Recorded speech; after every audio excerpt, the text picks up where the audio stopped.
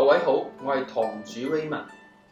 我希望無論大家咩出身都好，都可以享有金石文化嘅興趣同埋權利。今日我喺香港鳳坑同大家分享一件美物，就係我手頭上呢一方四川雅安綠古秀柳日形章。呢件係白水河嘅雅安老綠，而唔係所謂嘅新綠。色澤係正陽綠，清脆鮮豔，高純度，質感微帶綠松體。綠松體產量少，屬於少量嘅稀品，係珍稀嘅絕礦石種。由尺寸而言呢件毫無疑問係大張嘅重器啦。老綠能夠有咁樣嘅尺寸質色，相當唔容易，十分難得。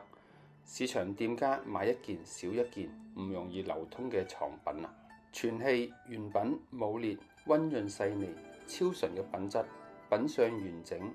收藏級嘅精品，且買且珍惜吧。而呢個雕工屬於圓雕類嘅作品，福州嘅刀法，傳統古秀柳嘅風格，日形章，平台印，古秀龍柳，秀柳大氣，雕工精湛，刀法細膩流暢，坊家可以睇睇細節嘅鱗片圖，功夫雕琢交代得好有潛力，鱗甲嘅主題層次明顯，每一片都有起伏同埋過渡，唔係垃圾充數嘅井字形拉線。作品線條流暢，古秀身姿健穩，身形係接近動物類型嘅圓態，挺勁莊端，